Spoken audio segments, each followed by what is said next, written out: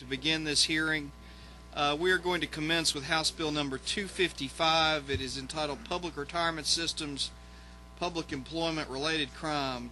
Chairman Bridges is going to present the bill this afternoon, in the appropriate moment. I think he has to say something first. Thank you, and I'll do it quickly.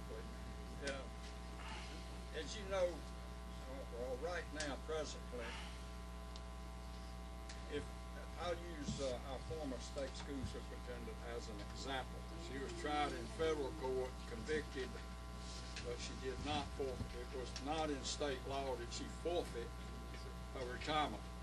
If she was tried in superior court and was convicted, she would have forfeited her state retirement. This is just adding one paragraph on the bottom of the first page that says that covers the federal court too in those cases. So it just broadens the scope of it. Thank you very much. Are there any questions from the committee? Can't have a retroactive law is what I've been told by alleged counsel. They get all nervous about that.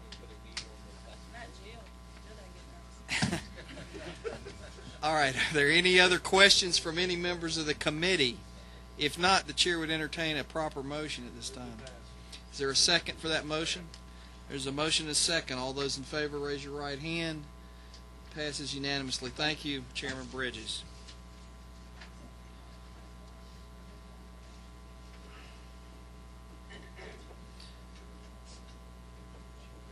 Is Miss Benfield here? Okay.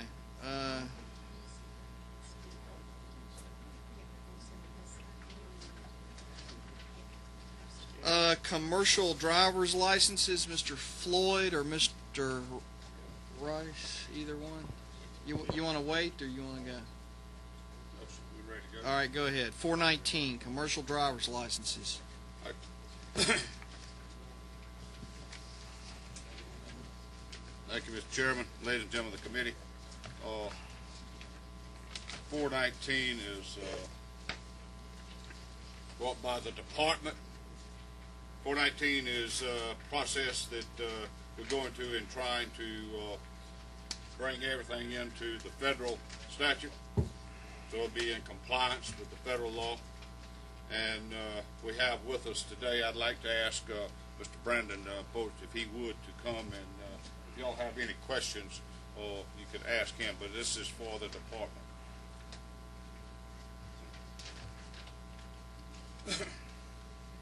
Can you just kind of run us through the bill very quickly, please? Sure, Mr. Chairman, if you don't mind. House Bill 419 basically aligns the Georgia Code section with the federal laws as it relates to commercial driving. It basically takes our current operating procedures, which is done through agency policy, and our federal partners would like to see it in our state code section so that it's ensured not to change throughout the year. It does not change, but they would just like to see it that way, and also it would be a finding if we do not change it. But things such as defining emergency vehicles to include audible and visible signals, it clarifies that out-of-state citations will be assigned to your motor vehicle record. It groups all our major violations into one section versus having them spread out throughout our sections of code section. It groups our railroad crossing violations into one section versus having it spread out throughout the different code sections. It basically defines hazardous materials. Today in Georgia law it references the federal reference of 5101, and it should be 5103 where it's been updated on the federal regs, and does many other things as far as just making sure that the definitions in Georgia state law mirror those definitions in federal law. It does not change our operating procedures as that goes. Everything that we do today is exactly as it's defined in this law. There are one change that includes 3 offenses. There was 3 offenses that was a serious violation in Georgia that should have been seen as a major violation. The serious violation is less than a major on the federal rules and regs, and those are failure to report striking an unattended vehicle, failure to report striking a fixed object, and failure to report an accident. Once again, all 3 of those are the failure to report, not the incident themselves. But if a commercial driver does not report those instances, they become a major violation in Georgia, and that would be the one main change that this law does do that's different than today's operating procedures. Brandon, I'm sorry, sir. Brandon, what section is that in? It's on page 5, sir, starting on line 8. Brandon can answer just about any question you have as you go through this bill. Now, before this is going to trigger a 12-month suspension of driver's license for anyone with a commercial driver's license who fails to report striking a fixed object. Is that correct? Yes, sir. All right, now, and it requires a conviction first. They would not be suspended. That's exactly right. Actually, the citation does not come to our office until after conviction. Okay. All right. And have y'all talked with any of the truckers associations? Are they in support of this? We actually did. I don't know if Ed Kroll is here today, but he indicated yesterday that the bill mirrors the safety regs that the feds have, and that his association is in support of the bill. Okay. They must drive a lot better than I thought they did then.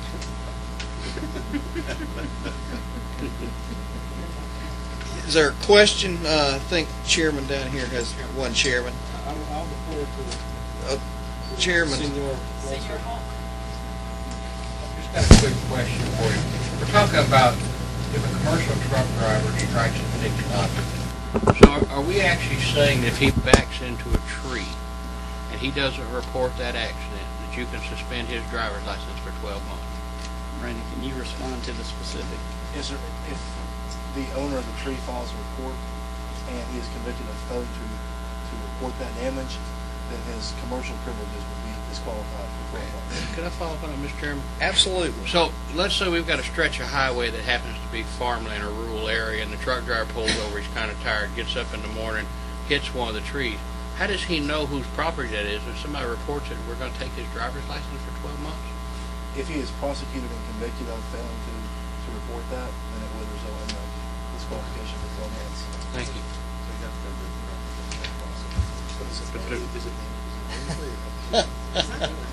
I think you said it was mandatory. I don't know. Was there a question down here from? I can't respond to kind of squirrely. I have to have a question. Good point. I was wondering, as we're adding any other state or foreign jurisdiction, is that while engaged in operating commercial vehicle, or they're on vacation, they're in the family car and are in an accident in New Jersey? We do that in both occasions, Representative. The feds, and it is in the Class C license already in the code section. We do that in a commercial vehicle as well. The feds just want to see it mirrored in this code section, just as it is in the other. And so, but we do that already. We do it already. For someone driving their family car, Yes. when they're not driving their commercial vehicle, they're in an accident. Yes, sir. In the state of Georgia, that applies to us now. Yes, sir. If I go across state lines and get a speeding ticket, that ticket comes back to Georgia and it's applied to your motor vehicle record. Yes, sir. You have a question? That raised another question with me. Does that mean if you're in your family vehicle, you're a truck driver, you're in your family vehicle, and you back into a post in a parking lot and knock a little paint off and don't think any of it and drive away, Yes, sir. if you're convicted in that state in your private vehicle, then you'd lose your commercial license for 12 months. You'd lose your commercial privileges for 12 months. You wouldn't lose your actual driving privileges. What is the policy here? What is that accomplishing? Well, my understanding from the goals of the safety regulations created by the Federal Motor Carrier Safety as well as the Georgia law is that with a vehicle of that size, it's just trying to ensure that there's responsibility associated with driving a commercial vehicle, and responsibility comes through those actions. And I think we should all agree that not reporting something when you're aware of it is a big deal. I understand there's some questions about if you're not aware of it and it takes place. Once again, that's one of those situations where... Well, I've just over my career, I've seen some ambivalence about what's a fixed object. I mean, I've seen people's grass called fixed objects. I've seen mailboxes, poles that have been scarred up by 100 trucks hitting them. I mean, I'm just not sure that it's Right. it's always it's not always an accident that has any gravitas. Yes. Yes. And I believe one of the questions that we discussed earlier about private property, I wasn't able to answer as well as I should have. We were correct that if it's on private property and you back in, say you're at a grocery store or something, and back in when you're going to the loading dock, and don't report it, it would not go against you unless that grocery store owner reported it and then you were convicted of it, but it could go against you. I think that was the question you had earlier that we had discussed. Now, I know that you, as the commissioner of the Department of Driver Services, have been to loading docks before. Yes, sir. You ever seen all that black and red paint all down the sides of those loading docks? Well, I have a personal experience with that. Well, I don't want. Let me advise you, right, to remain silent, Commissioner. Right. Well, I just want to say, we that happens. We have family business, and they do back into things, but. I mean, it's the coin of the realm, right? Isn't it? And that's what concerns me about this little part of this bill right here. But I don't. Has anybody else got any concerns about it? I guess not. Well, I just want to. I just is it, and I'm just looking for it in here, if I may, Mr. Chairman. May I ask a question? Yeah, absolutely. I'm sorry. Yes, please. So is it a mandatory? Is it an up to 12 months, or it's a mandatory 12-month suspension with no leeway? It's a mandatory. And that's the way the federal statute reads as well. Yes, sir. That's just, in this question, it's the same driver. If we don't adjust this, and if for some reason it's not adopted, or until this bill's up, if they did the same violation, would they not fall into the federal part of this and still have their license suspended, or can they still right now they can? No, we would be out of compliance with the federal rules and regs today in Georgia, and that's why we're coming before the committee to change this. The feds have the stick of looking at our federal highway dollars, and they have the option, if we don't mirror their regs and don't follow their regs, to look at those dollars. And what's our cost here? $100 million, up to $100 million.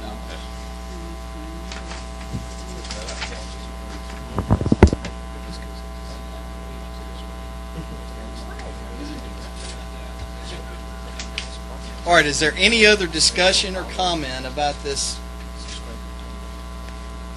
I don't see any other discussion or comment. All right, do I hear a motion? I have a motion. What's your motion? It pass. Is there a second? Second. All right, there's a motion and a second. All those in favor, raise your right hands. All those opposed, passes. Looked like it wasn't unanimous. Appreciate your help. All Thank right. you, Mr. Chairman. Thank Ladies you. and gentlemen of the committee.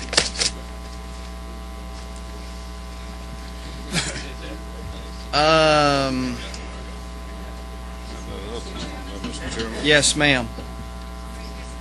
All right. All right.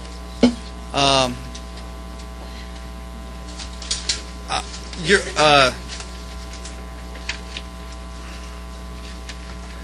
come on. No, go ahead. We'll do yours.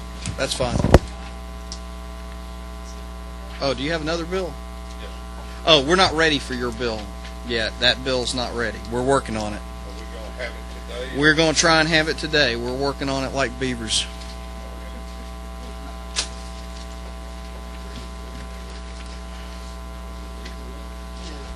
Chips are flying.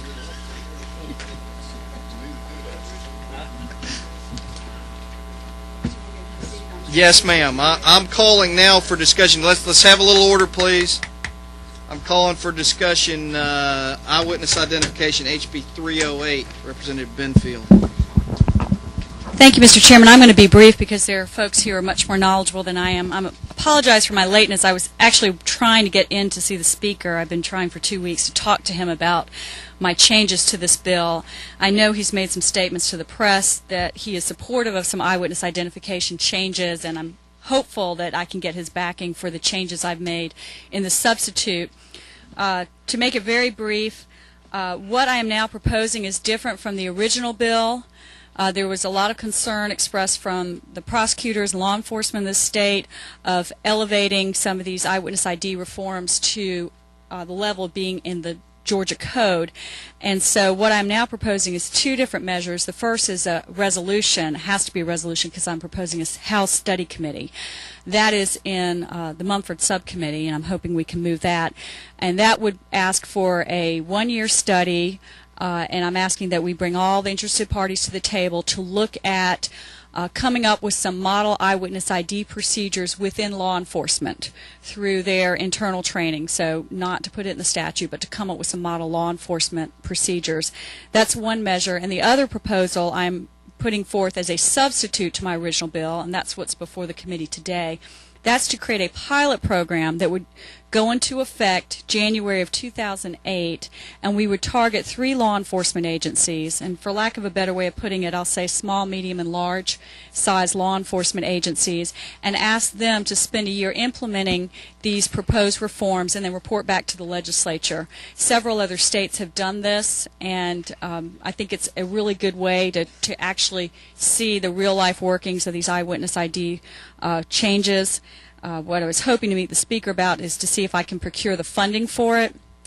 My understanding is a little late in the game to get a fiscal note, but the chair of a committee can waive the fiscal note requirement.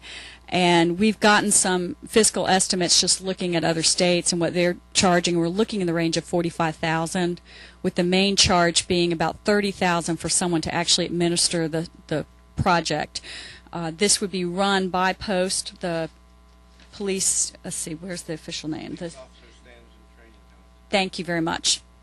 They would actually be the supervising agency, but the real work would be done, and I've put in here that they would have the authority to contract out for an independent person. I've already begun talking with some people at Georgia State University. There are professionals who do the data collection, and that would be the real cost involved. It would cost about $30,000 to have that person collect all the data and monitor the study. The actual cost to the law enforcement agencies I don't think would be a whole lot, because enacting these procedures isn't costly, it's monitoring them. So that's what I'm proposing, and I'm happy to answer any questions, but it might be, and I defer to the chair, but it might be best to hear from some of the other witnesses. Is there a sign-up sheet on this bill? Yes, Amy Maxwell with the Georgia Innocence Project, and she has brought with her Mr. Pete Williams. Some of you have read about him in the news. He was recently exonerated through DNA testing. He was convicted on the basis of eyewitness testimony. There are 6 exonerees in Georgia who've been exonerated through DNA testing. Every single one of them was convicted on the basis of faulty eyewitness ID. In the United States, there's been 198 persons who've been exonerated through DNA testing, and 75% of them are convicted on the basis of faulty eyewitness ID. So this is obviously a big issue for the Innocence Project. They've been involved with the most recent exonerees in Georgia, and I would like for Ms. Maxwell to speak and for Mr. Williams to speak as well. He served 21 years for rape and kidnapping conviction that he did not commit. Thank you very much. Ms. Maxwell, do you want to come forward? I can do Or that. you stay there, whichever you feel most comfortable Well, doing. We're pretty tight in here as is. Yeah, why don't we'll just roll up here. Pete, you want to have a seat? As Representative Benfield mentioned, 6 men have been exonerated using DNA evidence here in Georgia. All 6 of them had positive eyewitness identifications by the victims. And if it was just one case, that would be one thing, but this is 6 cases where clearly it shows that there is some concern about eyewitness identification and about, in particular, how it is collected by the police. We will never be able to make your mind a video recorder.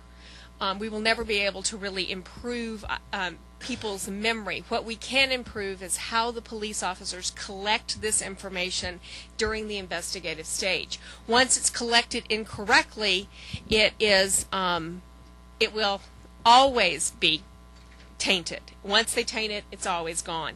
So, and I brought a picture from the AJC recently. These are 4 of the 6 men who have been exonerated using DNA, who had been positively ID'd. The importance, the great thing about the DNA exonerations is that it has shown us that there are some other things we need to be looking at. And social science has stepped up, in particular in the area of eyewitness identification. And they've been doing some very, very serious memory research and very serious eyewitness identification procedure research. So now we have a body of peer-reviewed scientific research, just like DNA was back in the early 90s. This is the new science in the world of police investigation.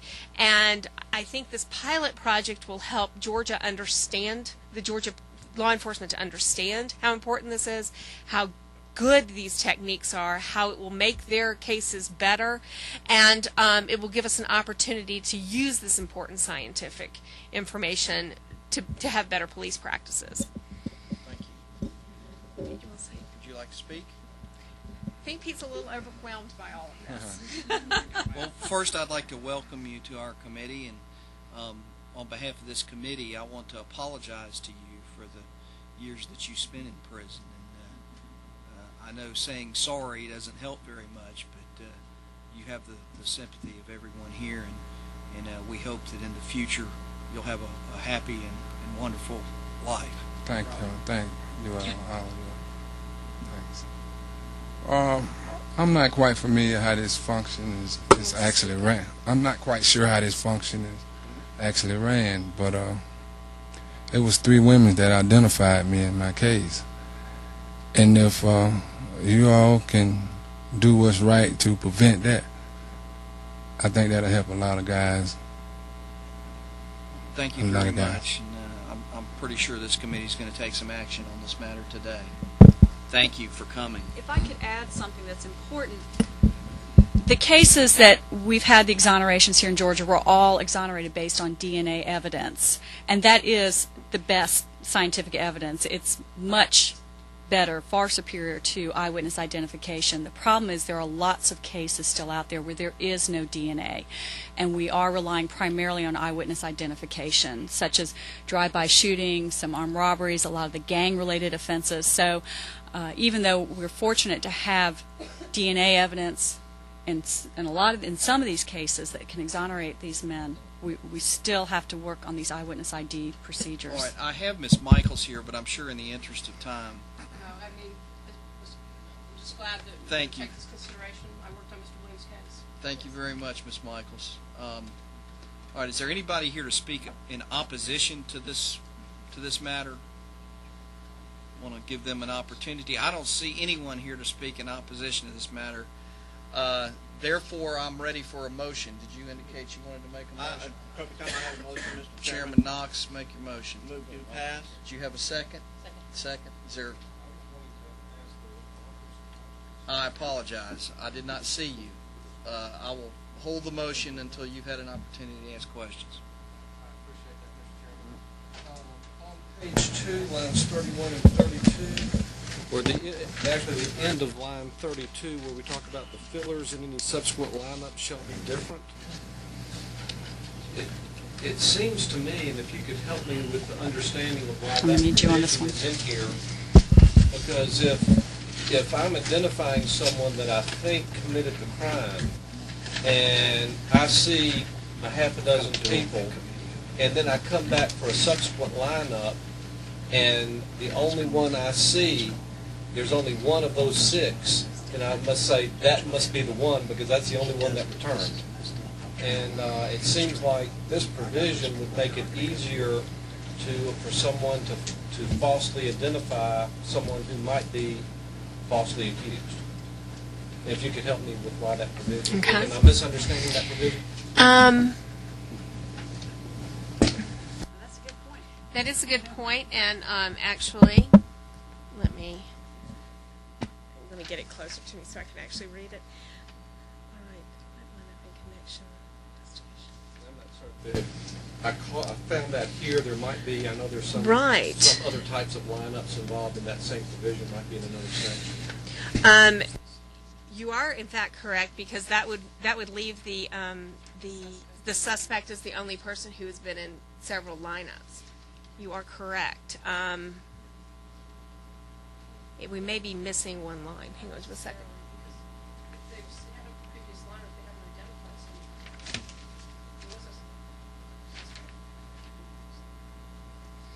Well, I think it's the same suspect is repeated in the second Right. lineup or in subsequent lineups and still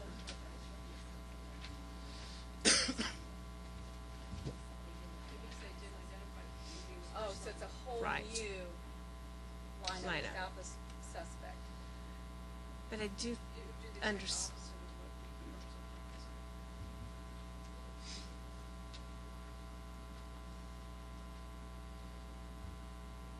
Well, I actually think that he is correct, because what it's saying is the fillers are the people we know are not suspects. And in fact, that may be, Is there a I better think way to phrase that so we can?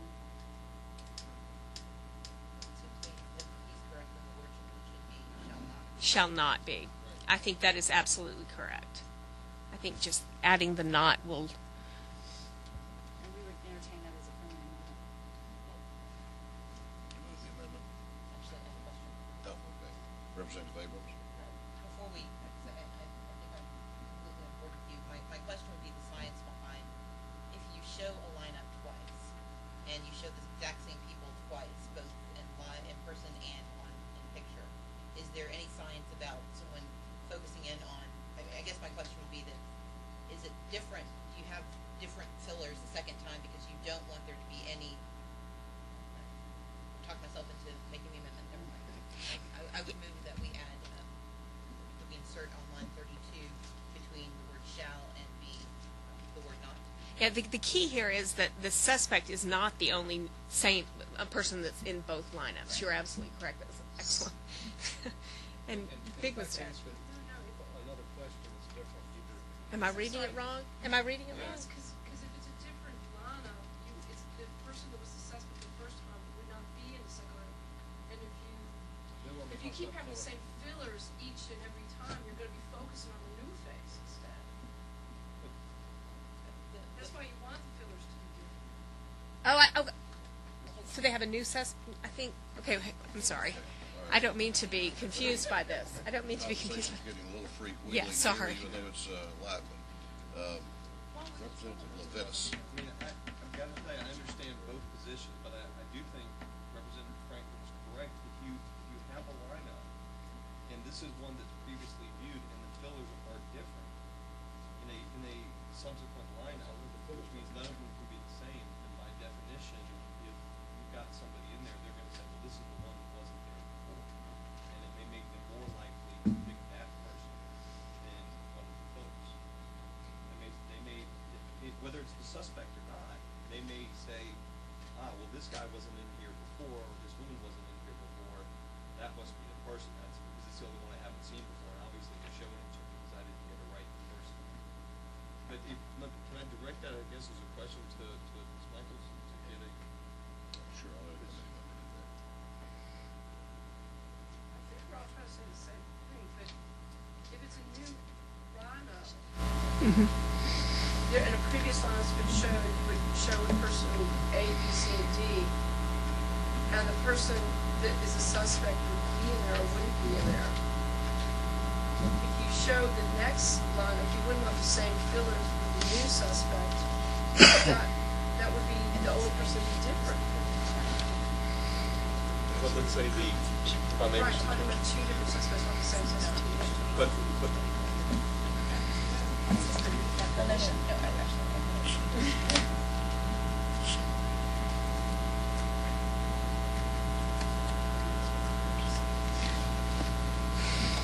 Representative Abrams. If I can clarify, this section is a modifier to Section D. Section D talks about the composition of photo lineups and live lineups to meet certain requirements. Section 1 says that you have at least 5 fillers in addition to the suspect.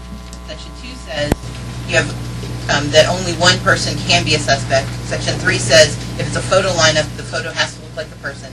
4 says that, and so all of these talk about the same suspect. So to Ms. Michaels' point, if you were talking about bringing a new suspect, changing the fillers would make sense, but these all refer to the same suspect being held responsible.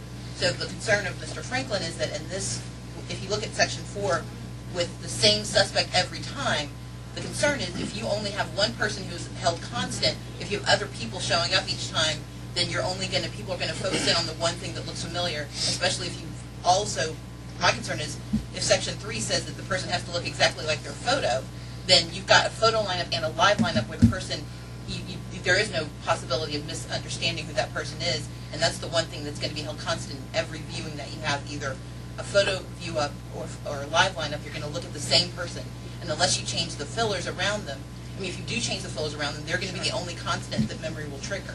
So I think to Mr. Levitas' point, it is worse for a suspect because this only refers to having a single suspect, not having a new suspect brought in and then bringing in new fillers for a new suspect. It's only if you have a single suspect, and this all refers to that one suspect. What has to happen around that one suspect during the course of any lineups that are attributed to that person. Would that be accurate? I can understand. Chairman Knox. Representative Benfield, straighten me out on this bill.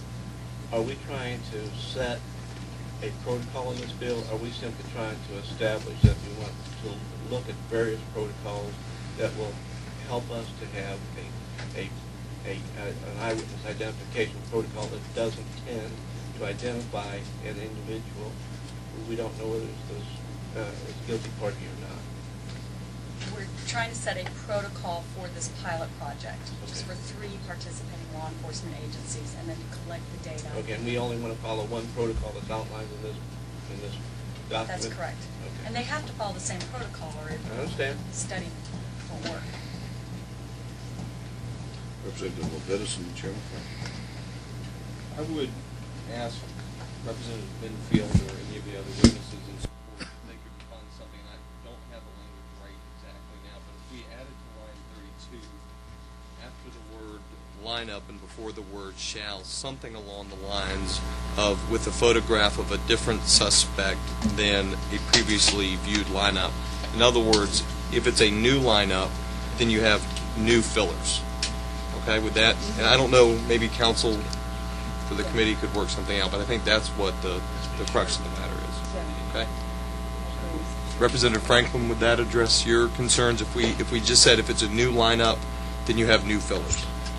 In other words, if it's a different suspect, you have new fillers, so that it would not have the same suspect in different. If you've got a different lineup, you've got the same suspect, but different fillers. I'm saying different suspect. Different suspect. Right. Yeah, which is fine. You just have a whole, everybody's new. But, Then, right.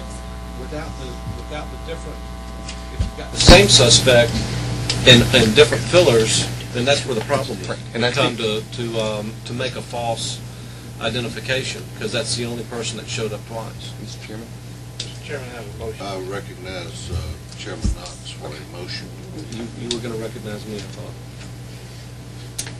with all due respect. Oh, you're absolutely correct. Withdraw my recognition of Chairman Knox. Chairman Frank. Thank you, Mr. Chairman. If we look again on page 2, line 4, and elsewhere in the bill, actually on page 1, line 22, we talk about the council. Could you explain what the council is? That's the Georgia Peace Officer Standards and Training Council in Section 1. Right, and so this is a pilot program for them to develop something. They will administer it. They will administer it, and they will, in every law enforcement jurisdiction, they will administer the lineups all over the state? No, there's just 3. But for We're just this pilot asking for program. 3 jurisdictions, and we're actually giving them the authority to contract for the services of pilot program administrator. So it's anticipated that that person, that administrator they've contracted out, will actually be collecting the data, and then each individual law enforcement agency will implement these procedures. Right. So it's one thing that this administrator is just implementing data for the pilot program, but that person isn't the one doing the lineup. You still have that at the police precinct or wherever you do it. So we're not. That was a concern that we might be farming out yet another government function or something that. But what this is doing is a pilot program. Someone's there to collect data, report back. There'll be a recommendation. How long does this 1 year. Last 1 year. 1 year. Thank you very much. Recognize Chairman Knotts.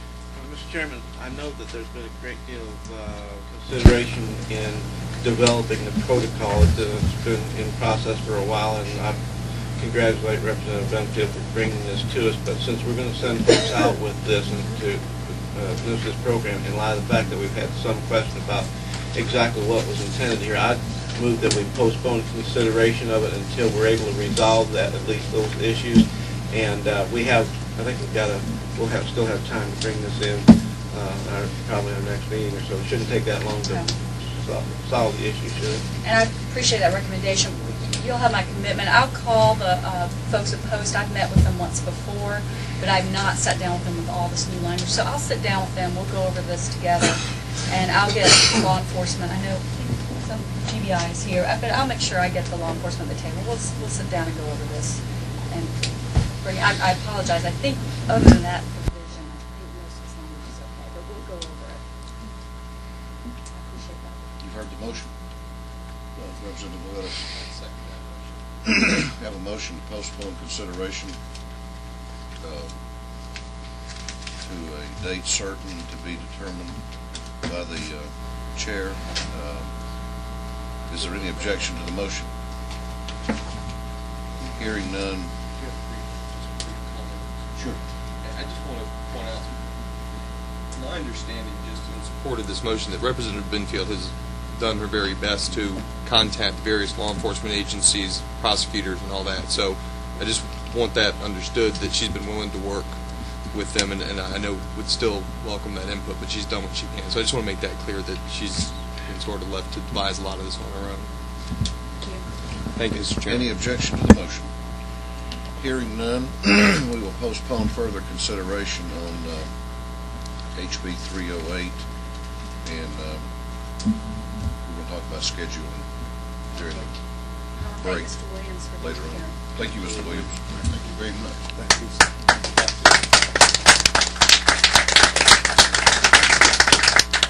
Thank you, Amy.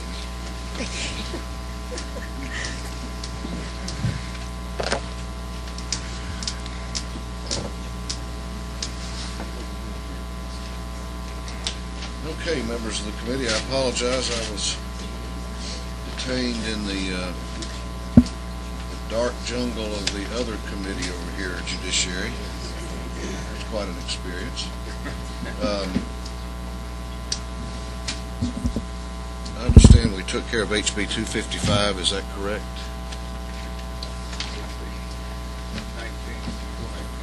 Has that been taken care of? Yes. Okay. And you have one more, I know, Representative Floyd. And Mr. Representative Mumford asked me to hold that one. He'll be back shortly because I know he worked through the subcommittee. If you'll bear with me. Who's got further to drive tonight between the Representative Carter and Representative Neal? I have farther to drive, but he has a committee meeting right now, and I'm through, so I'll defer. Come around, Representative Carter. Thank you very much, Mr. Chairman. Let me sit down in front of you. This won't take just a second. Mr. Chairman, members of the committee, I bring before you House Bill 287, whose purpose is to create the Pain Management Ad Hoc Advisory Committee. And the purpose of this committee would be to generate a discussion among the Attorney General, the appropriate regulatory agencies such as the Board of Pharmacy, the Board of Medicine, and other interested persons to study the issues involving pain management policies and legislation in the state of Georgia. Currently, the Policy Study Group of America issues a letter grade based on certain criteria that they set forth for pain management policies in the states. And the state of Georgia receives a grade of a D. And we feel like this issue needs to be studied on behalf of the Cancer Society, on behalf of hospices and long-term care facilities. There is a need for pain management policies and an update of those policies in the state. This would call for a committee, an ad hoc committee, to be made up of 9 members, 3 to be appointed by the Speaker, 3 to be appointed by the Governor, and 3 to be appointed by the President of the Senate.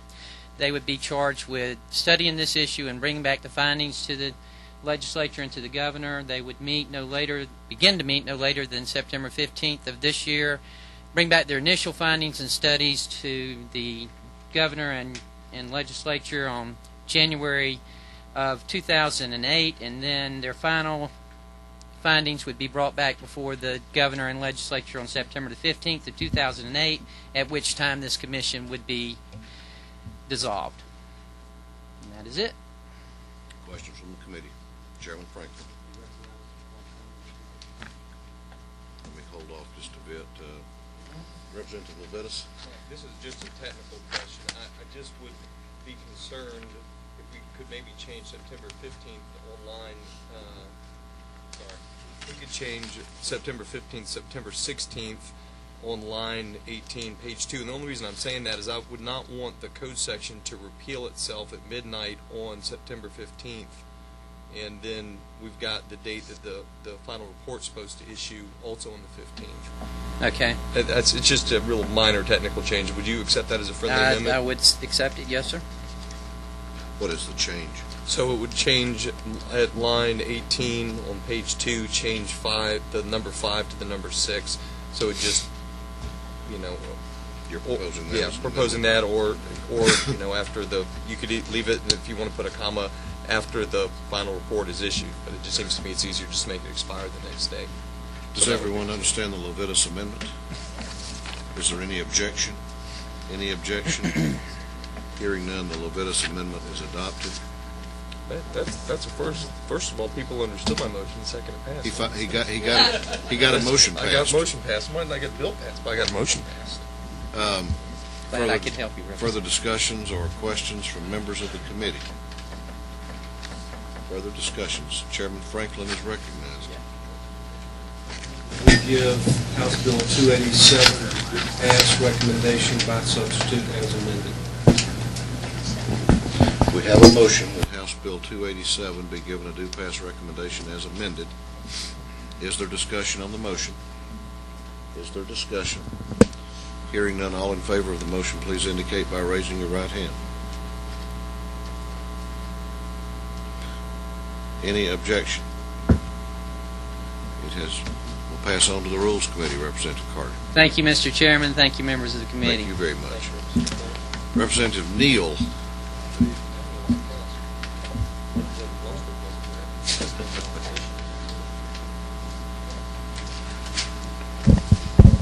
Thank you, Mr. Chairman.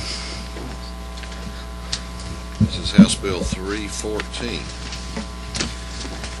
I too will try to be quick for time's sake and for the drive this evening. In 1998, the GBI Crime Lab set up a combined DNA indexing system. DNA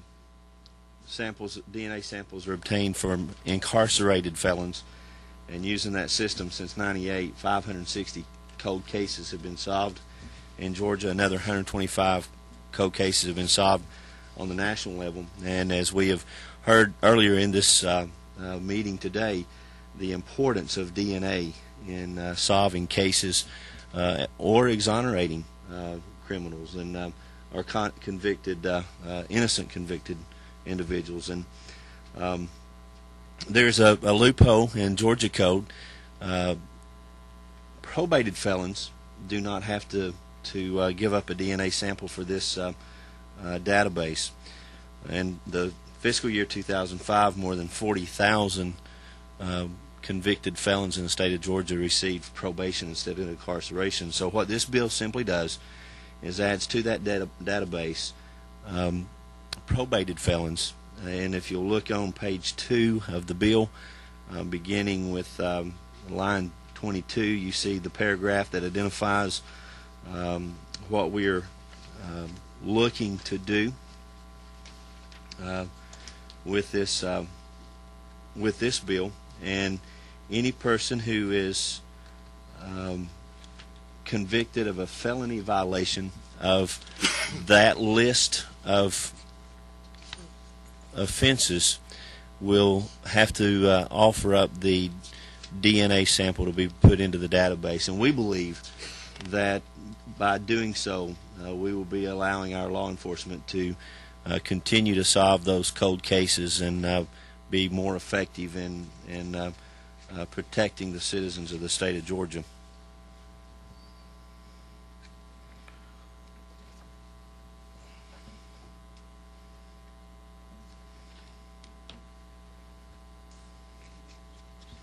this bill was amended in subcommittee, and appreciate the subcommittee's work on it. There were a couple of things that had to be dealt with, and the subcommittee did a good job of pointing those out, I believe. And I think we have a good, strong bill now. Thank you, Rick. Chairman Knox. I'm looking at LC 292783F, and I still see relating to the offense of obstruction of an officer. And I thought we struck that That amendment failed in subcommittee. I'm sorry. Representative Setzer. Were you finished? Yeah, thank you. Representative Setzer. Thank you, Mr. Chairman. And to the author, again, I appreciate your work on this. I had expressed in subcommittee, and I think you've worked hard to address the issue. My concern was that only people convicted of felonies would be subject to the collection of DNA. That is correct. The questions to the author, but I guess could also be addressed to the committee for purposes of tightness of language. This language seems to be prescriptive that says any person placed on probation shall have a sample if such person is convicted of a felony, violation of any of the following. It's not restrictive, or it doesn't appear to me, and maybe you can enlighten me. Is this language restrictive, saying that only if such person is convicted of a felony, violation of any of the following? I'm concerned that there might be authority that would exist, and again, this is for purpose of discussion. I'm concerned authority might exist that procedurally, short of a felony for other offenses, a law enforcement agency would have the leeway to collect a DNA sample. This requires that they do it for these offenses, but might there be some ability for them to collect DNA sample for other offenses, even if it's not required here? I don't think that would be the case, and the reason I answer that way is I received a fax from from my local DA who is supportive of this bill, and one of the reasons he's supportive of it is he has looked at the possibility with plea bargain agreements to include part of the plea bargain that they would have to offer up that DNA sample, and unless the law prescribes that they're allowed to do that, they cannot. And what this bill does is prescribes the authorization to do that with that list of convicted felons. I think anything other than within that list is going to fall outside of the authority to collect that DNA sample. I guess as I read this, I mean, maybe I'm offering this for consideration as a friendly amendment, but on line 25, actually I'll start on line 24, starting with analysis, page 2, line 24. Just offering this as for consideration. Analysis to determine identification characteristics specific to the person, potentially consider inserting only if such a person is convicted of felony in violation of any of the following. That would preclude any other collection unless it were under these circumstances. Representative Abrams, do you?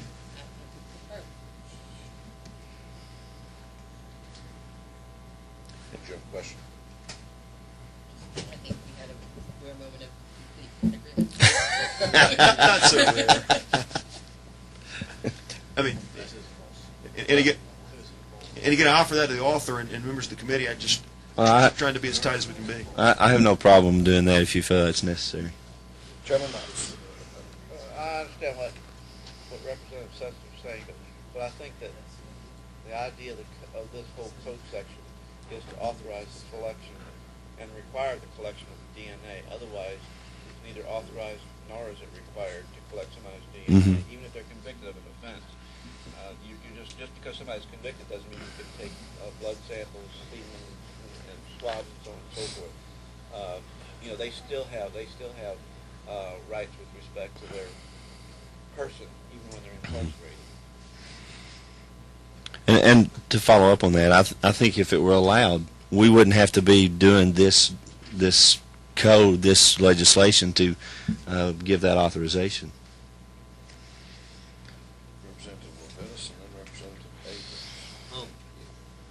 This is, I guess, a question either to the witness or to legal counsel. I just want to make sure that we're talking about, for the purpose of this code section, a conviction that would include a plea of nolo contendere, so that someone who pleads nolo to the offense who gets put on probation doesn't get out of this. So if it, I don't know if counsel, Jill, do you have an opinion as to whether convicted would include a plea of nolo contendere? And if not, I would respectfully suggest that we add that language in. Nolo contender just means you're not offering a contest. It Right. doesn't mean that you have been convicted of it, or that you're not under onus of the sentence that's handed down. It just means you're not offering a contest to the charge. I just know that in the context of like DUI statute, the language tends to say having been convicted of or entered a plea of nolo contendere to. I would agree that you are not entering a. The difference is that that's in the deal. Right. We're getting into a discussion. Yeah.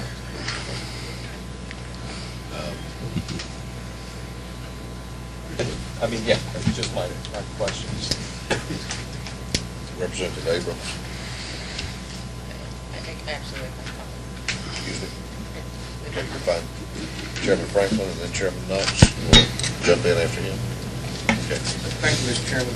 I'm wondering if maybe some of the great legal minds here could help me. If we say only if convicted, does that mean that that's the only case that we can get their DNA?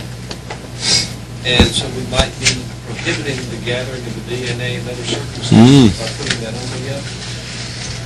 And that's a question that I don't really understand. What's the question again? I'm not sure I understood. You want to restate the question?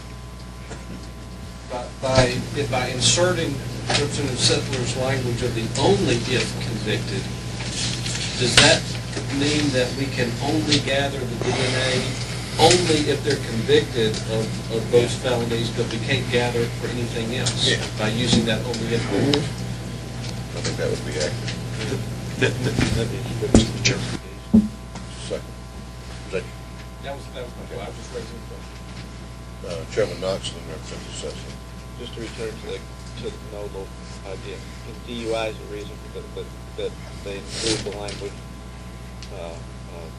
nolo contendere in there, because that goes to the issue whether you have your license suspended or not whether or not you've been convicted of DUI. And the reason was that under prior law you could plead nolo contendere and keep your driver's license, and that was in the code. And when we changed the code, you could still plead nolo contendere, you still didn't keep your license, so that's why they included that in the code. They just never changed it. Representative Sessom? Mr. Chairman. It feels like I'm hearkening back to 8th grade English as I diagram the sentence and look at what's referencing what.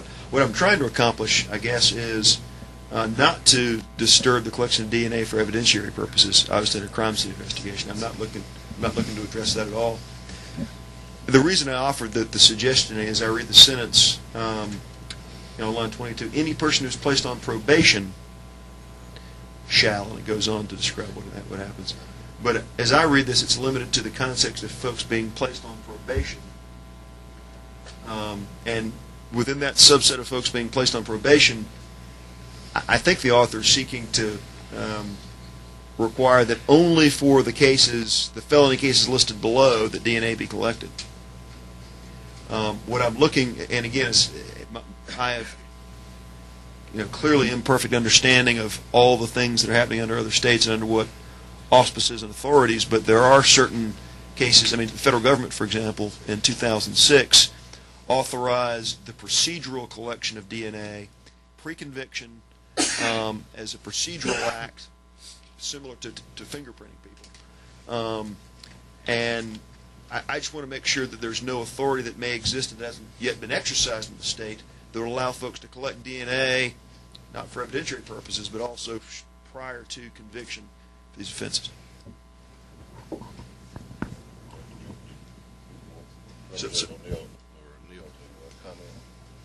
I offer that. I'm just clarifying my position earlier to the author. Representative Levitas?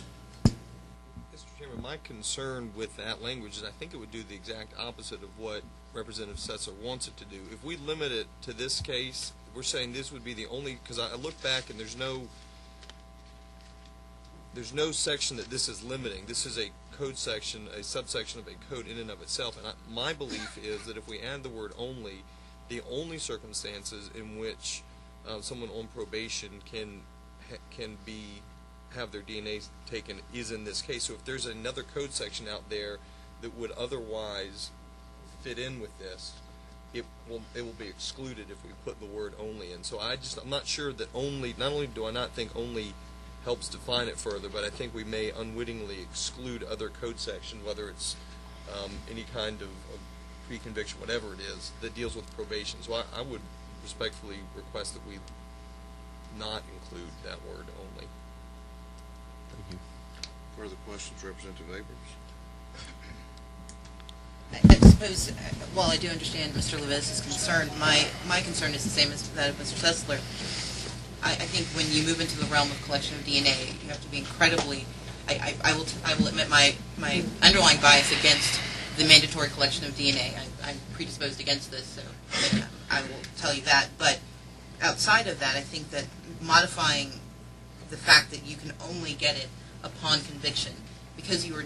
I think it's incredibly important that we do create those limitations, that we are invading personal privacy on such a level that it is important and I think indeed essential that we modify it and identify that these are indeed the only circumstances under which this body believes it is appropriate to take a DNA sample upon probation.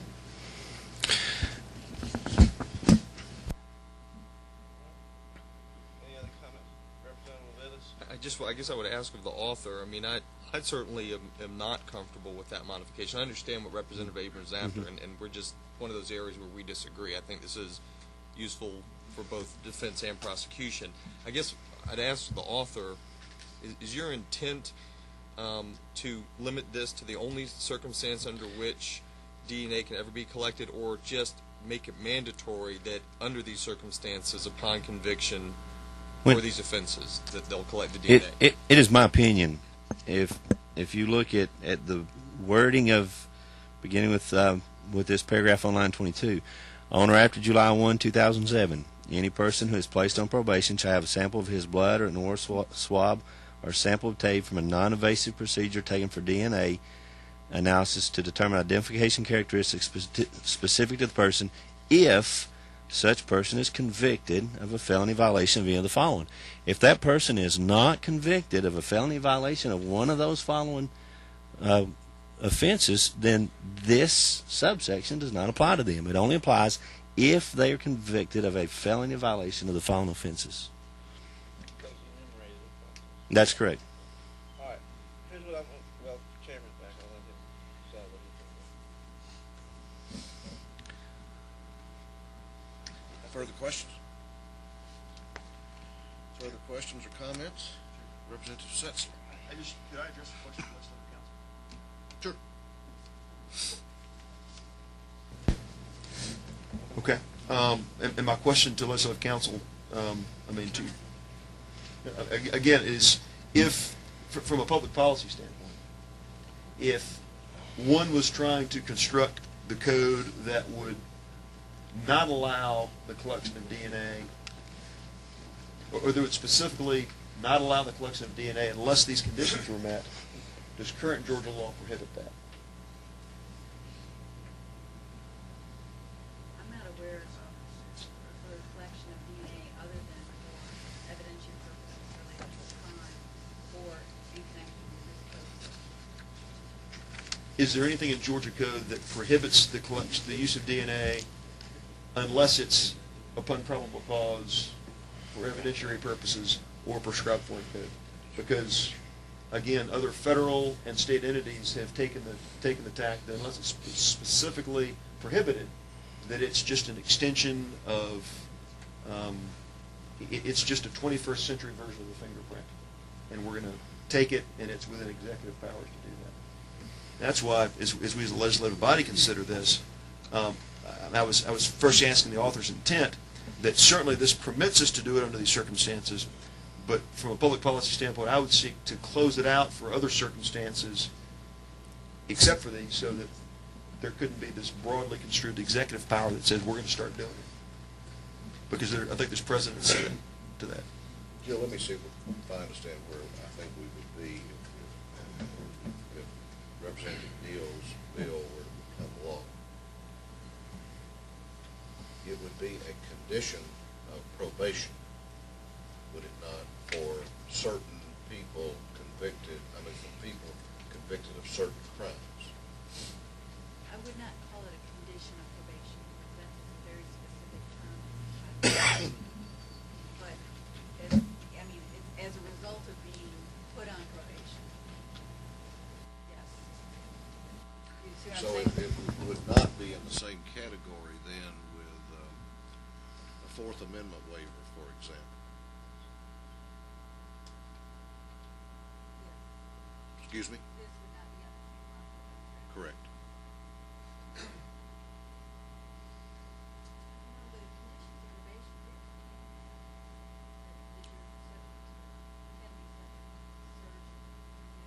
That you waive your Fourth Amendment rights.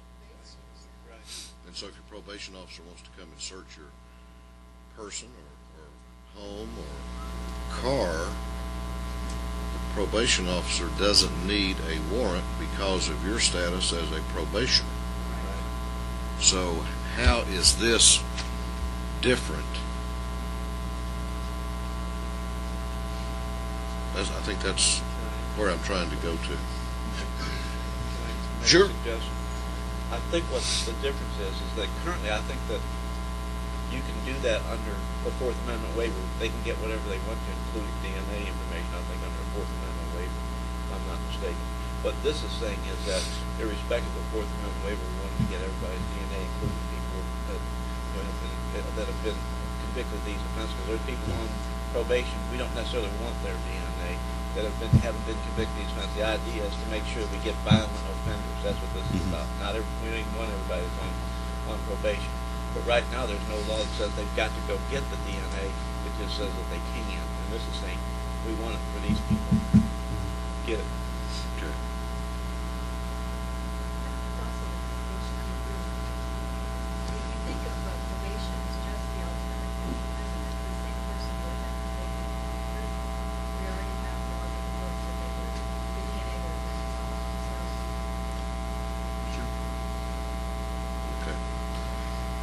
Representative Sessler.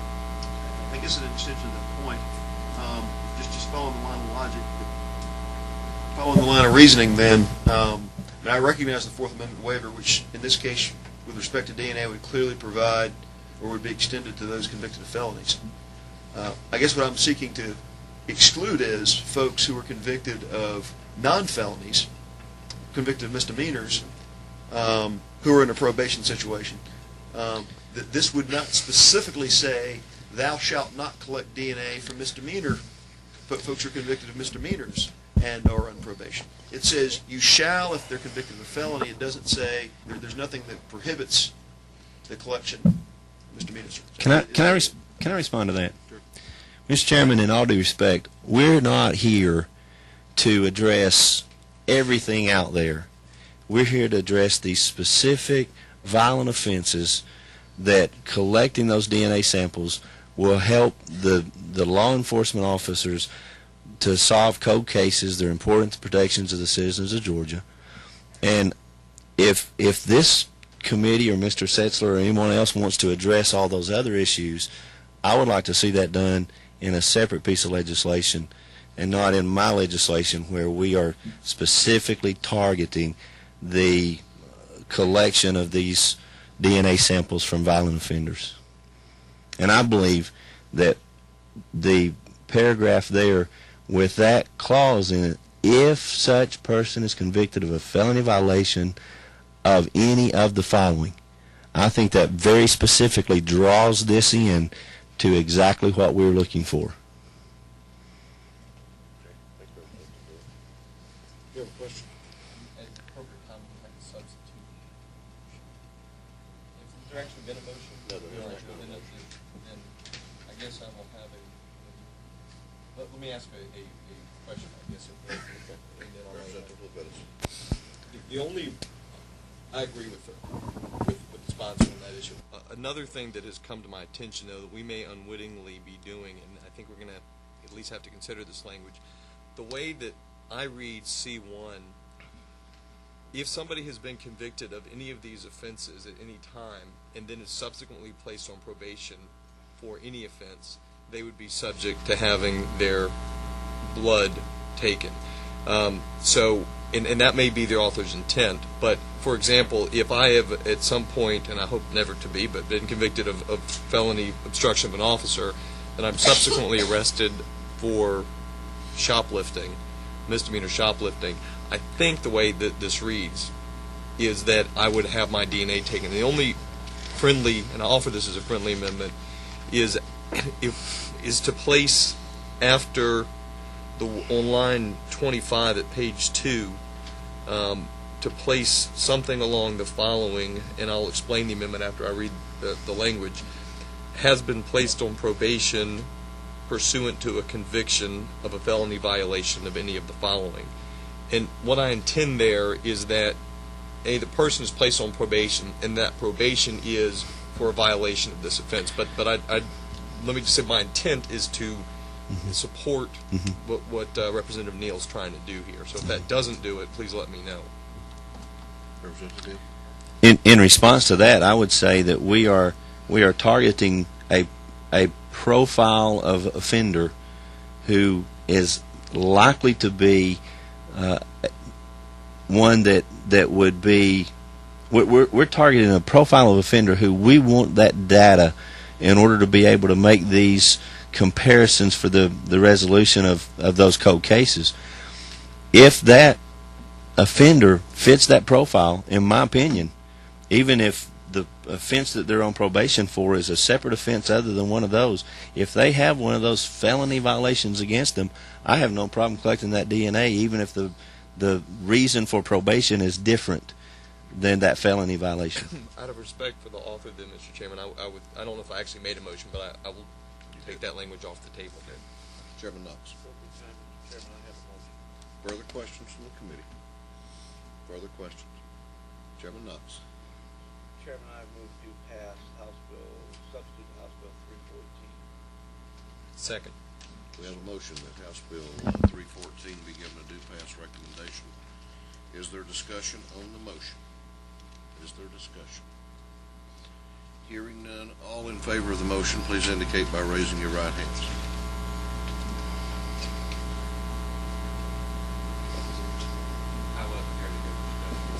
That's a fair vote, fair non-vote, Representative Lunsford. Okay, any objection?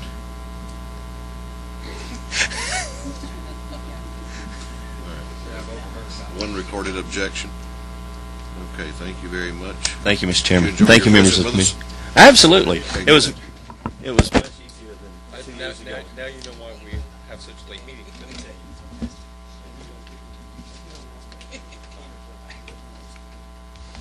All right, let's see where we are. Because you were gone, you know what happened? Not only was our motion adopted, my motion was adopted unanimously. And I said specifically because you weren't here to oppose it, object to it. So, if I get nothing else passed on this session, I've done that. Does anyone know where Representative Mumford went to? Representative? Excuse me?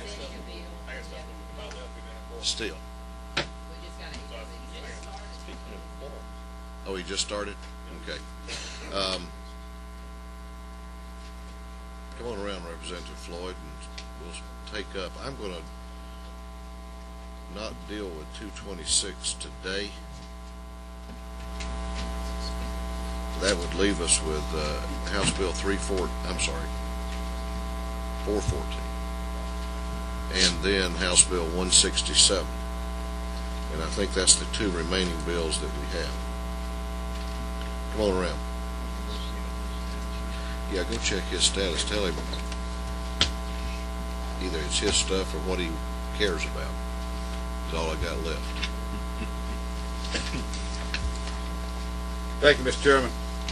This bill was kicked around pretty good in subcommittee.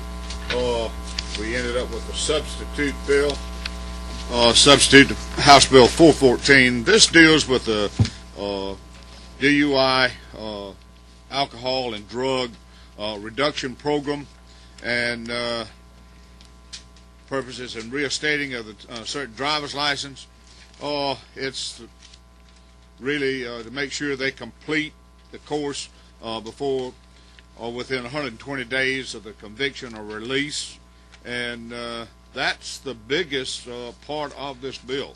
So many of them were getting out and getting completed and not actually taking the drug reduction course and starting back to drive before they completed the course, and that's where we came from. And then Ms.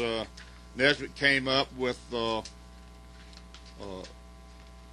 course that she alcohol reduction and drug program that the courts are using, and at this time I'd like to call on her to come and explain her bill, and it was incorporated into this bill.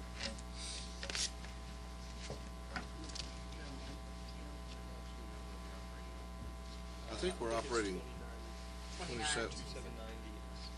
2790S. OS. Is that correct? Right.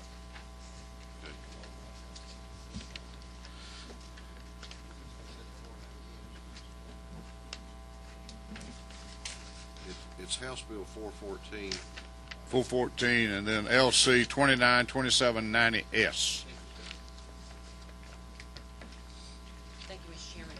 Some of the judges, when this bill came out, came and talked to the sponsor and you and the committee chair of motor vehicles and asked if we could amend the bill so that folks that are in a DUI court program that's sanctioned by the Judicial Council, and those are multiple offenders only, second or subsequent offenders, not first offenders, if they would be allowed to use their participation in the DUI court as their driver's license reinstatement requirement, to meet the driver's license reinstatement requirements, which means they would not have to go back through the risk reduction program on that second or subsequent offense within 5 years, because they've already had the course one time. And when they go into DUI court, they're under intensive supervision, going back before the judge every week, and they're in treatment, in actual substance abuse treatment.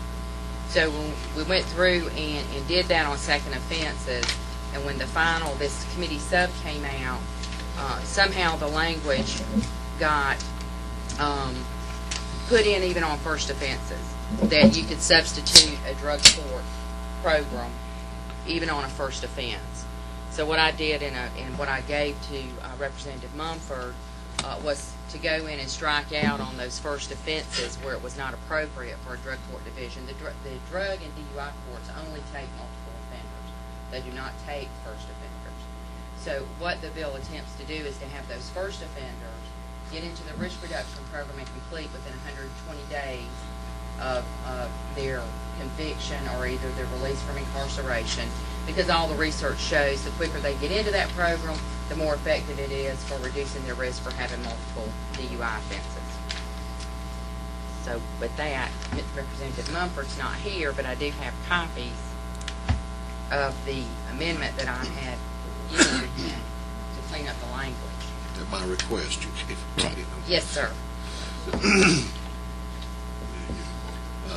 No, it didn't, but I what needs to be incorporated. Chairman Knox went to check on his status, and he hasn't returned. Good time to move to attach my bill to the end of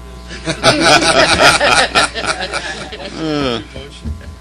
It's all. What's the status of yours? It's waiting for a vote before Chairman Knox's subcommittee. Well, let's not hurry back. We may vote. Glad to entertain any motions. Really, the proposed language, Mr. Chair, does not change the actual Bill itself. As far as its purpose. So if anybody has any questions about the process in DUI court or how you move through the system, I'll be glad to answer those. I do have a somewhat related question. If I'm Sure, Representative Fennis. Would it conflict with your court if we added to first offenses the language that is currently there only for Where are you? subsequent offenses? I'm looking for where it is now on this document. Let's see it here. I'm on page 3 at subparagraph E, which lines 4 through the, and it wouldn't be the provided however language. I know you don't want DUI court, but just the drug and alcohol evaluation that's now currently only on second and subsequent offenses, just that part, not the DUI part, to add that to first offenses, so that from the first time they're arrested for DUI, they undergo an evaluation, which hopefully would address some of those issues before they even get to the second offense. Would you accept that as a friendly amendment? That is if I may, that's kind of a huge policy change as far as first offenders go. While I don't have I certainly don't have an opinion either way. That would be a huge policy change on first offense. I guess my question is, would that interfere with what you're trying to do as long as the drug court language aren't added? No, it would not interfere with what we're trying to do.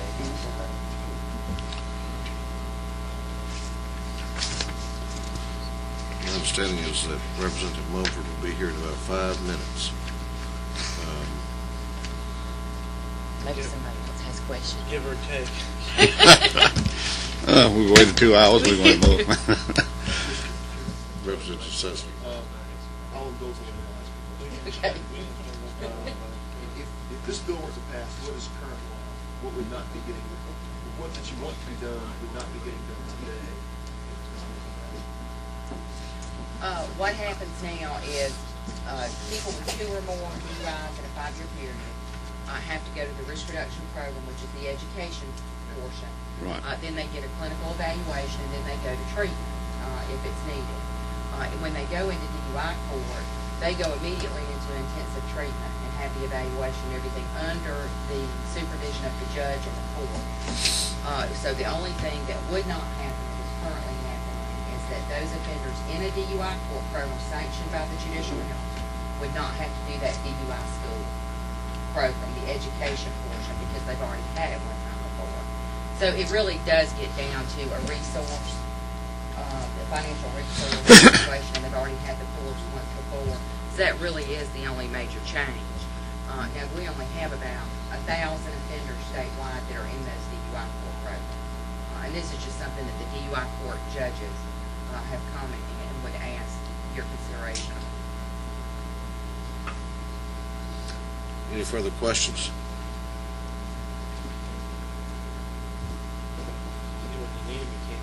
I know. Have a motion, but it's going to be for an amendment. So. Okay. You're recognized.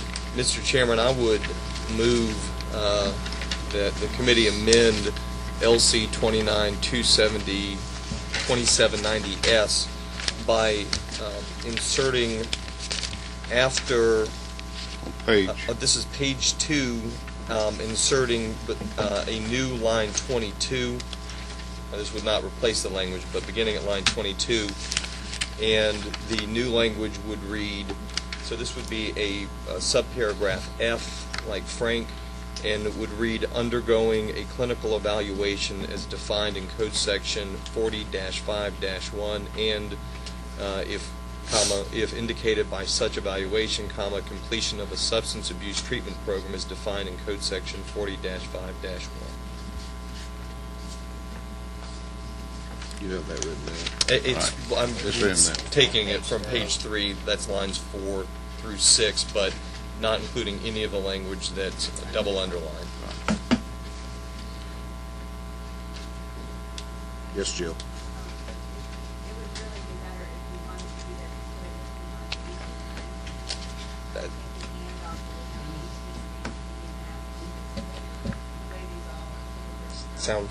Sounds great. So can I make This would actually be E, and then what was E becomes F? right? And that's fine, Mr. Chairman. Can I substitute the revise your wording as motion? counsel? I would like to revise my motion to comport with what counsel just recommended. Okay. Does everyone understand the Levitas amendment? Any questions about the Levitas amendment? Mr. Chairman, I'm sorry, what is it? What? That's a fair question, Representative Sessions. I don't know who you directed that to me, I assume. So if I respond, Yes. Mr. Chairman, what it does, and I respect what Ms. Nesbitt says, that it is a significant policy change, and I intend it to be a significant policy change. Under current law, only upon the second DUI offense are clinical evaluations required of the offender. And my belief is that if we start that on the first offense, and I don't know why we wouldn't do that on the first offense, we may help them before they reach the point of getting a second offense. So all it does is require the drug and alcohol evaluation that's required for every subsequent offense to be not starting on the second and subsequent, but on the first and subsequent. What does that entail? I'd let Ms. Nesbitt, if you don't They mind. undergo a clinical evaluation by a certified evaluator that's on the DHR list, and then complete substance abuse treatment based on that recommendation at a minimum of 17 weeks up to a year on substance abuse treatment. So what this would be, if someone were convicted of a first offense DUI, they'd go to a doctor. They go to an evaluator, which is typically a certified addiction counselor or licensed clinical social worker. So more of a social worker type rather than a medical type. Yes. They would evaluate them based on what criteria? On alcohol and drug use criteria, yes, their risk for developing further problems with alcohol and drug use. So they go to a counselor type person that's certified, and then they would be in a 17-week program? They would be evaluated and placed in a program that can be anywhere from 17 weeks up to a year based on the recommendation of that evaluator. If it's a 17-week program, it's the lightest version of what they could recommend? Yes. What's the lightest version? 17 weeks. 17 weeks of doing Going at least 3 hours a week for 17 weeks to treatment. which is one night a week? They do it different ways. Different providers do it different ways. Representative Collins? Again, the question can go either way. I'm sort of understanding the intent of this, and I appreciate that. My question is, and I'm just for lack of understanding, what's the cost attached to what you just recommended? It could go anywhere from $1,200 up to, based on the treatment provider that they go to. But a minimum cost is usually between $1,200 and $1,500 for that 17-week program. And it can go upwards based on what facility you're at and the level of treatment. Is this the DUI offender pay? Yes. So they would pick this up in addition to everything on a first offense DUI? Yes, sir. Yeah, what about India? There is no, some providers do it on a sliding scale, but for a DUI offender, they typically pay for their treatment. Okay, and if you would like, I wish you would elaborate, because you talk about a major policy issue change here, and that's my only concern with an amendment throwing in here that makes a major policy change. It wasn't intended in the. Ms. Floyd, this was not intended from your original. It's a little more expensive than I thought and it was going to be, you know, when she came to me and that's for the treatment portion. But you're not asking for this, is that correct, or are you asking I for this? did not bring that, sir. I did not bring the amendment. I may have a few more. I will hold this then. I just, if I may respond briefly, I believe I understood your response to be that this would not interfere with what you're trying to Correct. do. Is that okay? That is correct. And I understand it would add an expense. And the judges might very well support first offenders going into treatment, but I have not had a chance to consult with them about what their position would be on that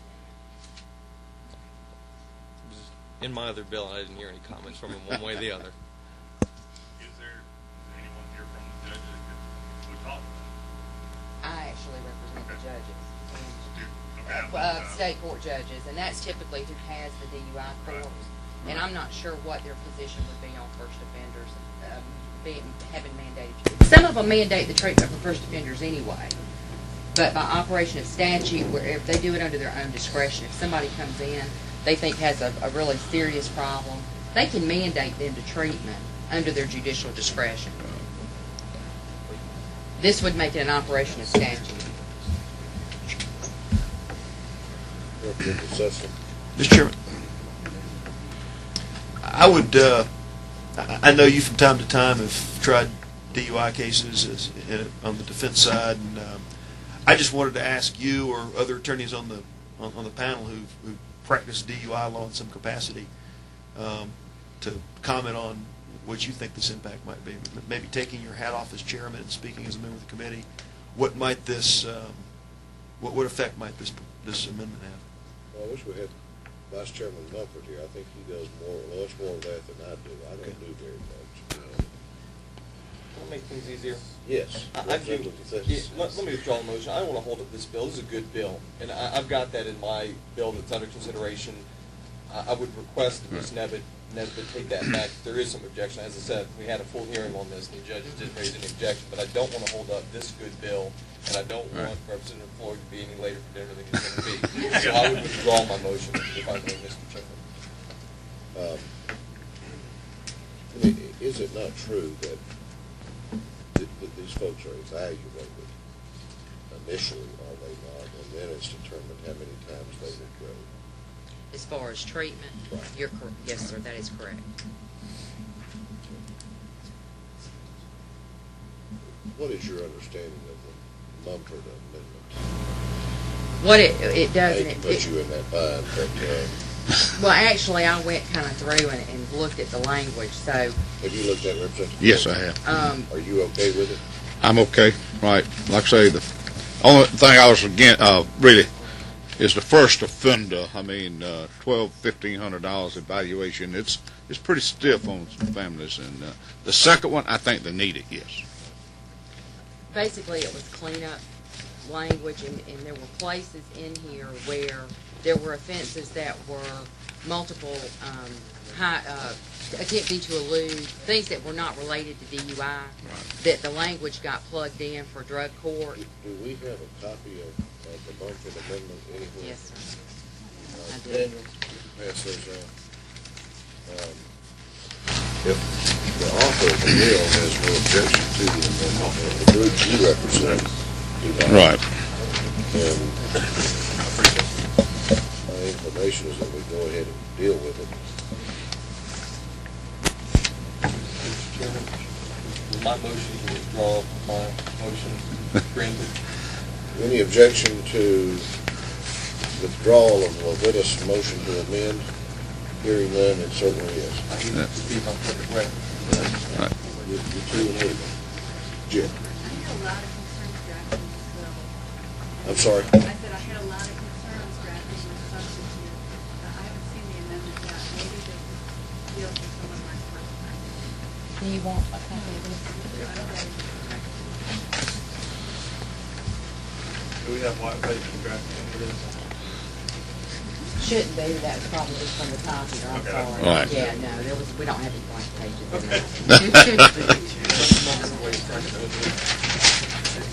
All right. Slow, let's get one.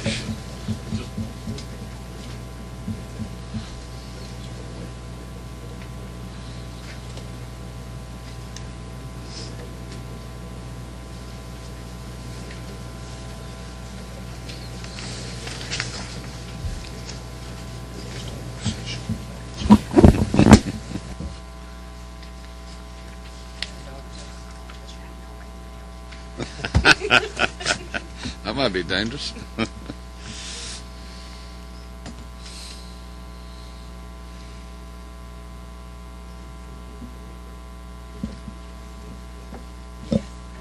Yeah. I'm just waiting on Jill to sign off on the technical correctness. Representative Lovitas? As I understand what the First Amendment would do, is somebody does not have to successfully complete their program, they just have to be enrollment and compliance for a period of 6 months. Is that Right. essentially completion as far as y'all are concerned? Yeah, Right. that's in the drug court, and the reason why we put the 6-month period in there is that many times people are in DUI court for up to 18 months, and they're eligible for license reinstatement after 12 months, and typically they can complete the requirements for license reinstatement in any of these other programs within 4 or 5 months. So that was just a safety net to make sure that they were in there and clean and compliant for 6 months before they were eligible for a permit. Thank you, Mr. Chairman. Thank you, Ms. Nesbitt. Yeah. Too soon? Sure. Okay.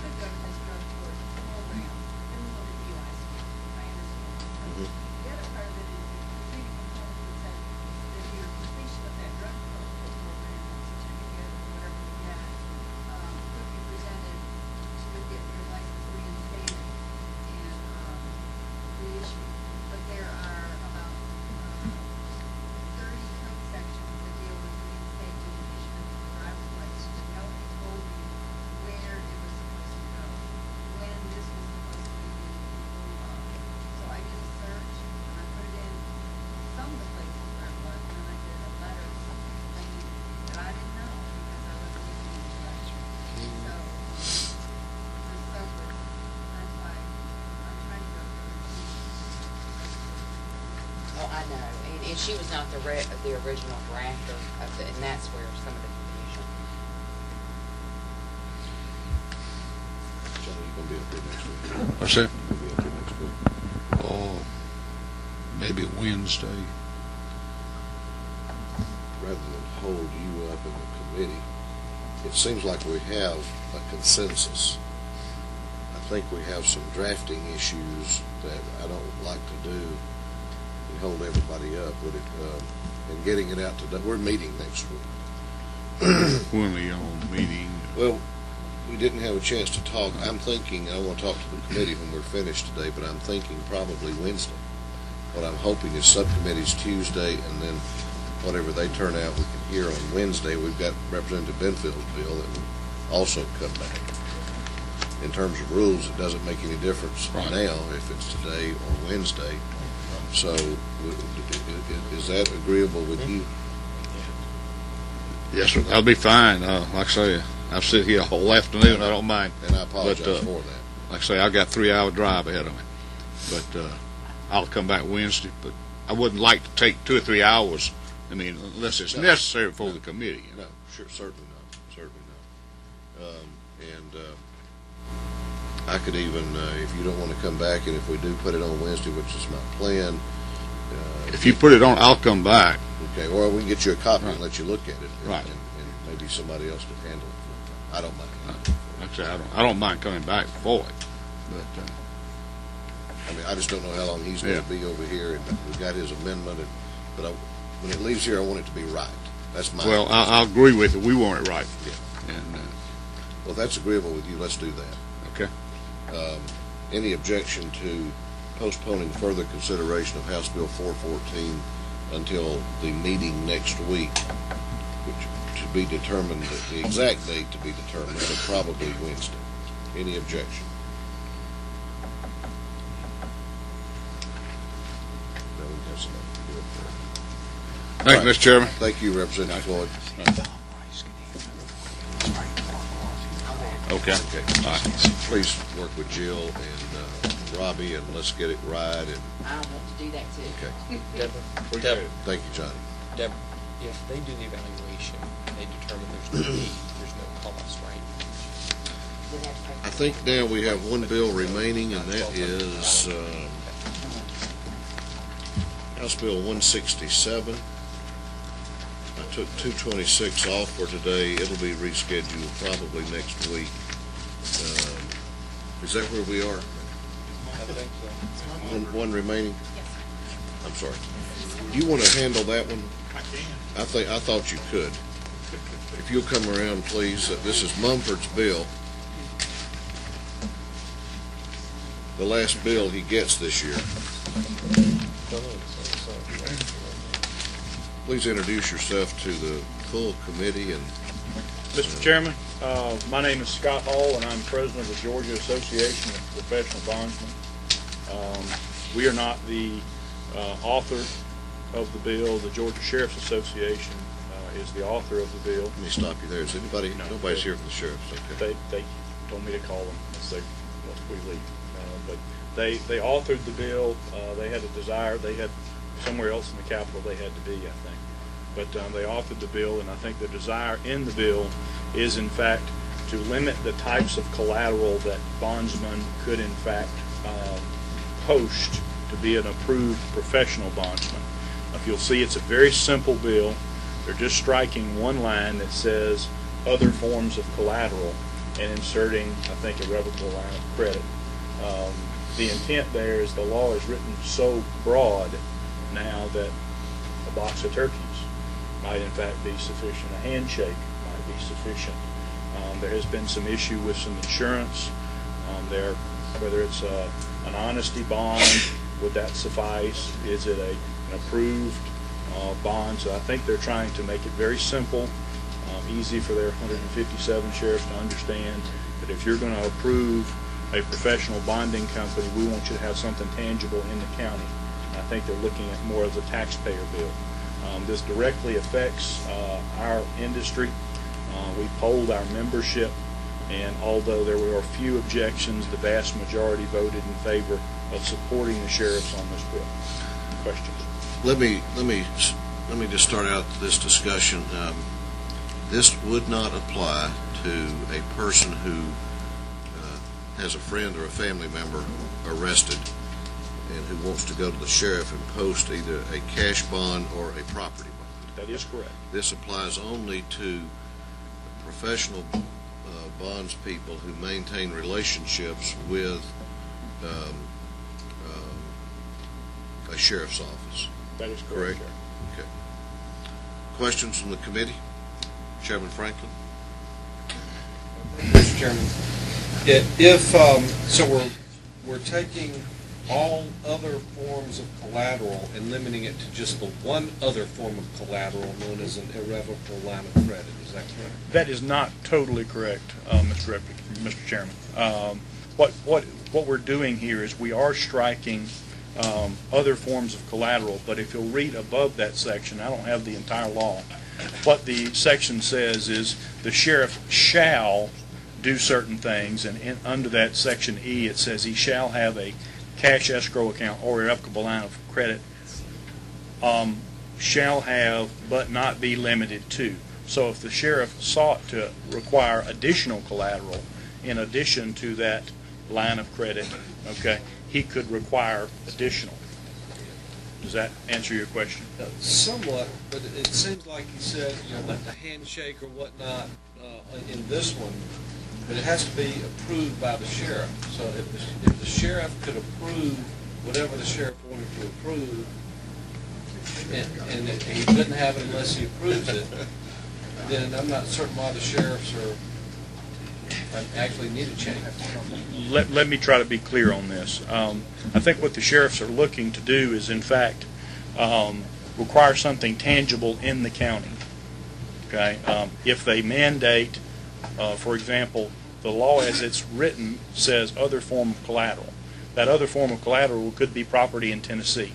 That sheriff might not have jurisdiction over collecting that collateral in Tennessee. But that's why the last four words of the paragraph are approved by the sheriff. So he doesn't have to approve the property in Tennessee unless he wants to. That we'll have to read that section. Read it to me, and I'll. You're talking about E. The way it says in the current code is establishment of a cash escrow account or other form of collateral in a sum or upon terms and conditions approved by the sheriff. That's so right. if the sheriff doesn't approve that property in Tennessee, he's not bound to accept that. I wouldn't think. No. Currently, he's not. Again, this is in many ways restricting the sheriff as to the types of kinds of collateral he could accept, and this does give the sheriff authority over some money in the county.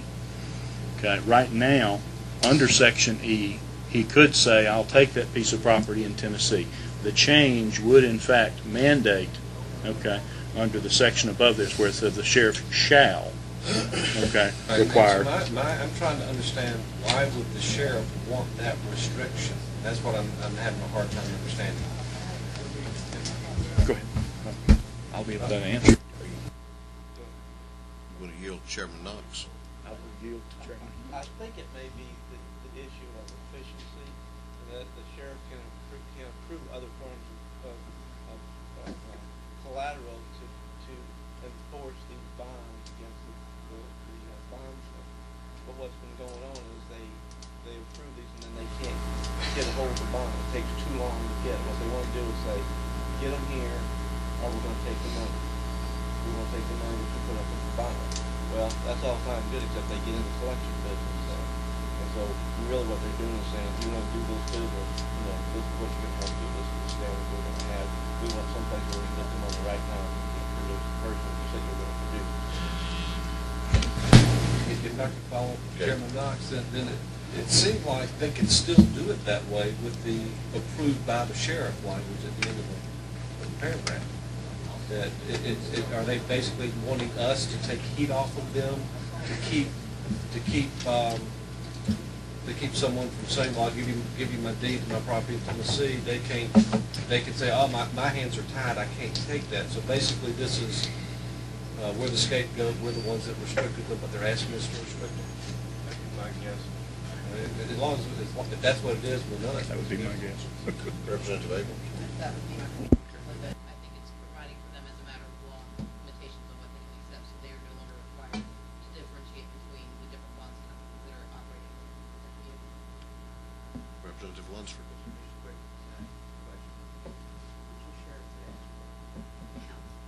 The sheriff? Well, the Sheriff's Association, that would be a better question. Particular sheriff in particular that beat the drum asking for this? Again, that would be a question for the Sheriff's Association. I think part of the problem is people come into the county and say, well, you know, in my county, I can put up, you know, two milk cows. Why can't I do that here, you know? And that's, so what they all decide, I think what happened, they all decide, let's get over this. We don't need to be having this. Depending on the breed, Chairman, not Well, just there's worth that too. more.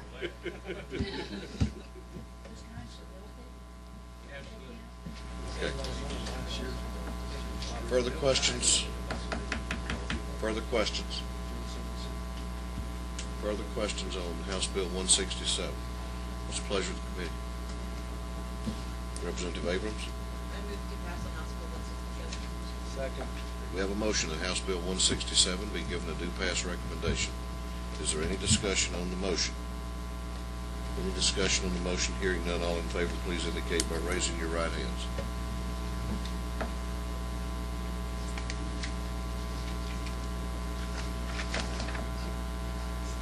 Okay, any objection? That will be sent to the Rules Committee with a favorable recommendation. Thank you, Mr. Chairman. Thank you. Before you get up and leave, meeting's not adjourned. Representative Mumford chose a most inopportune moment to come back. We have postponed until next week House Bill 414. I understand that. We have some gravity problems on that, and I'm going to get with Jill. We're going to get that straightened out, and I've told Representative Ford that I will present the bill next week, so he doesn't have to make a trip back up here to it. All right, let's talk, thank you. That's posture will continue. Let's talk scheduling. Excuse me? Well, we've got a lot of bills. We've still got bills in subcommittee. Can you hear me? Yes. My thinking is that, how long let me ask subcommittee chairs, how long do y'all think you would need to complete what you have now? Half a day or a day? I would say 3 to 4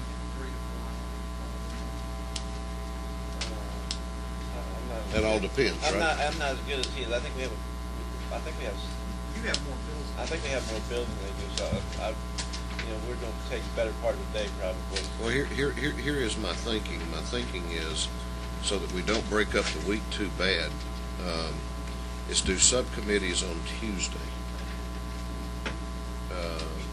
And then full committee meet next Wednesday. And that gives each subcommittee all day Tuesday, whether you need it or not. I suspect you will. And then we take up whatever the results of that work is on Wednesday in full committee. Is that agreeable? Does anyone have a serious problem with that? Representative Setzer. I know our appropriations subcommittee's meeting a lot of the day on Tuesday. Does that apply to anybody else? I'm on one too, but I haven't gotten any word. I haven't gotten any either. I know education appropriations. Well, we're trying to avoid, we are going to avoid Monday and Fridays, if at all possible. But rather than have, just totally break up folks a week, I'd like for them to be back to back, and I think the middle of the week's better. Representative Beard. Is the chairman of the subcommittee going to try to get what we have going right now, or all bills out of their subcommittee? Because I know, not to center check, we got some that we could have also, that's why I was wondering. Well, I think you've got plenty right now, obviously, and then we'll probably have the same schedule the following week. And I will probably on Wednesday put more bills into the subcommittees. In fact, I'll probably do one last wave of House bill assignments into subcommittee Wednesday, so that we do a Tuesday-Wednesday situation the following week. Okay. Okay. Speak now or, yes? You say you're going to, Tuesday and Wednesday of next week. Did you also say Tuesday and Wednesday of the following week? Unless Wednesday, Thursday maybe works better.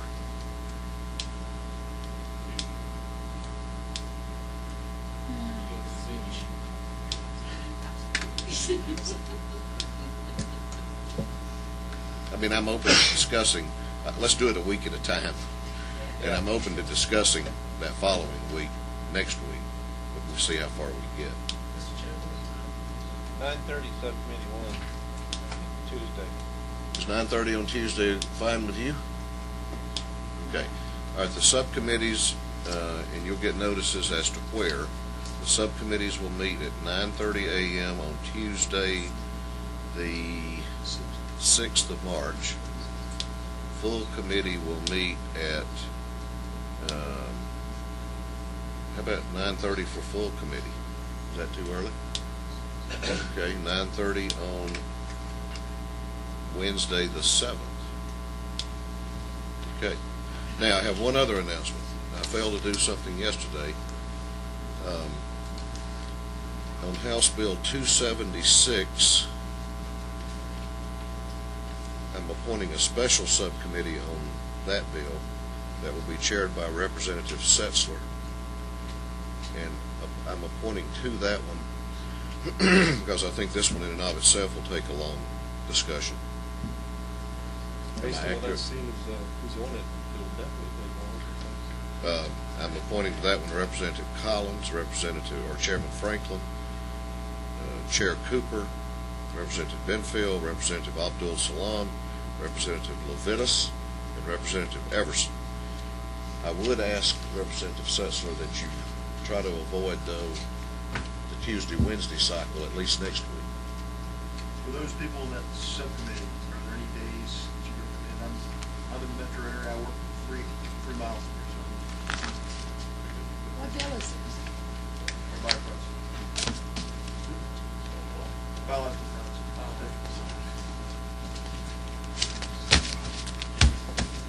Okay. Any other matters come before the full committee? Any other matters? Anything else? That subcommittee, just stay behind for 5 minutes and talk about it. I'm sorry? Yeah, and I'd like to know what I did to it. All of you drive careful. I understand we've had some tragedies with the weather today. Meeting's adjourned.